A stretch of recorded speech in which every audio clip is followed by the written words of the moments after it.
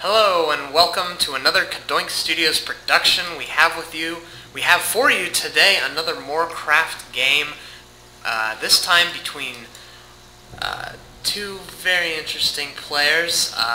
We shall explain that here in a minute. But this is a bit of a lolcast. A little bit of a lolcast. It is quite a bit of a lolcast. See, one of these players has never, ever touched Starcraft 2 before. Indeed, and I'm Kadoink.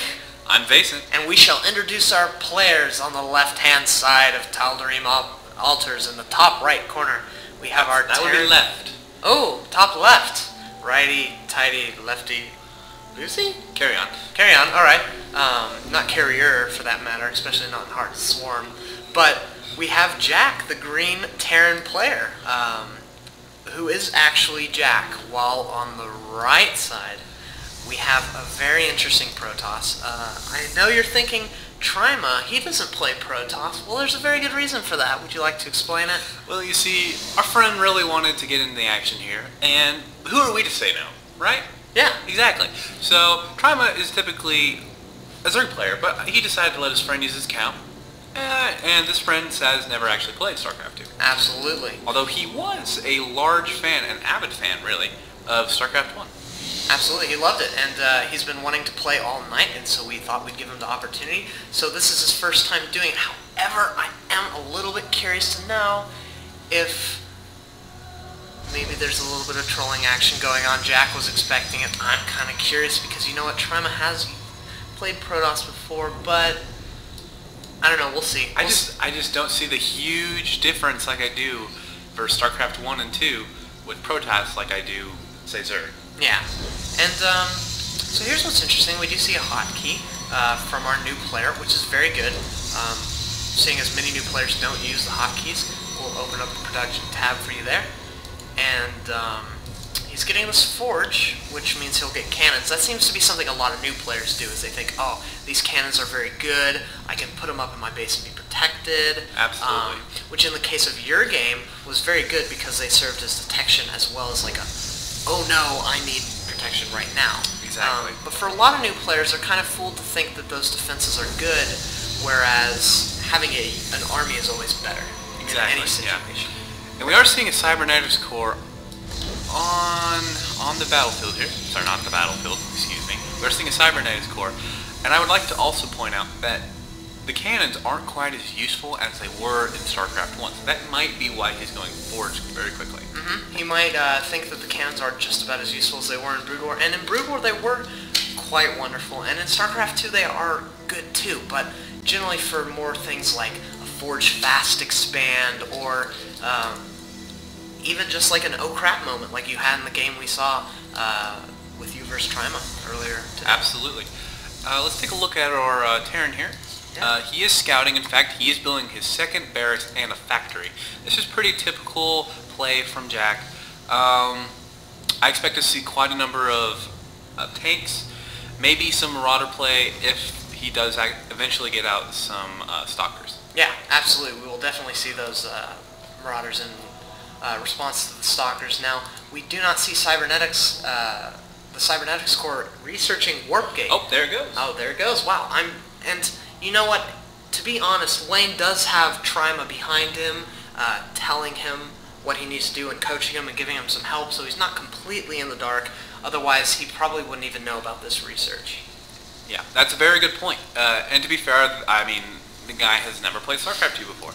Now, you will take notice. You will take notice he is building a Ghost Academy, so I do see a little trolling going around here.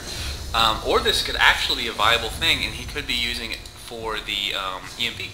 Absolutely. Before EMP was nerfed, in fact, even before Season 2 and Season 1, I used to use this play all the time. And this is the first time we're seeing this out of Jack, and it's very nice to see a new kind of play come out of Jack's arsenal of builds. And he is upgrading the initial energy amount of the Ghost.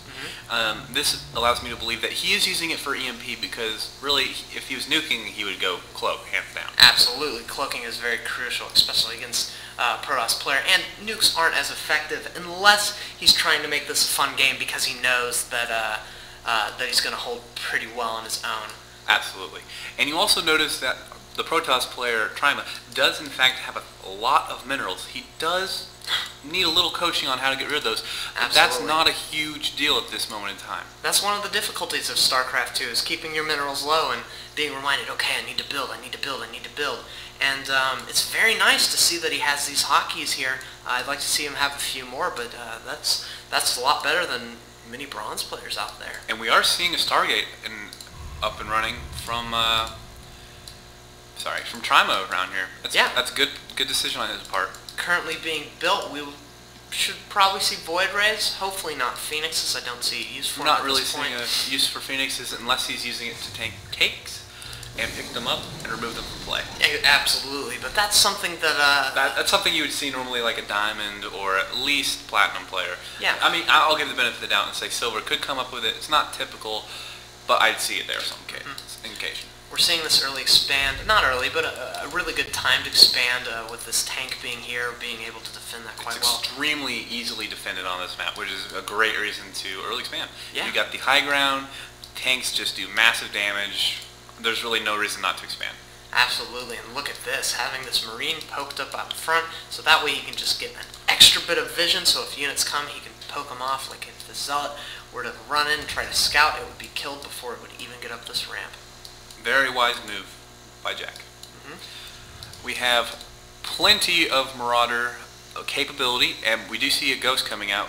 I expect this to be used against mainly Stalkers, maybe even Zealots or Zealots if he doesn't see any Stalkers on the field. Yeah, and you know what's great as well? Even Sentries are good because not only does it kill the shields, but it'll also kill the energy, and they won't be able to force field, which is like the main role of a Sentry.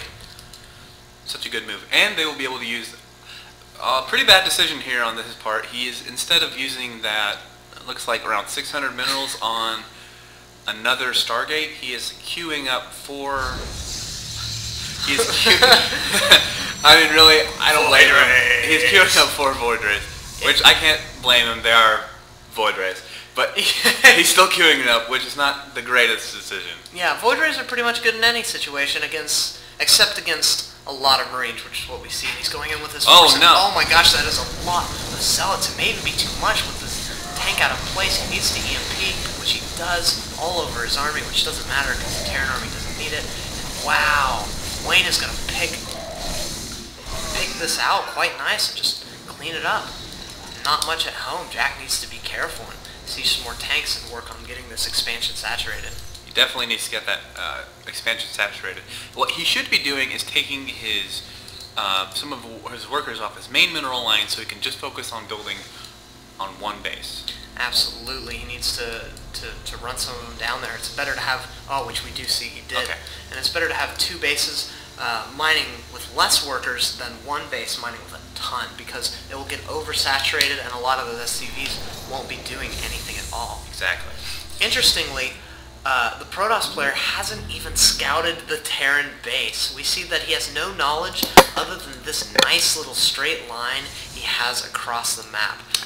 Now this could be because he knows he is there, because he may not actually be able to spawn at the bottom right. But I'm not quite sure about that. It seems like an equal distance map for the most part. Actually they can spawn in any spot in Tal'Dorei Melter. And you know what's interesting, this is very curious, this Zealot is here, and I believe that's by a misclick clicking here, but suppose there had been a wall here, this Zealot would have run here instead of going up to that wall because of the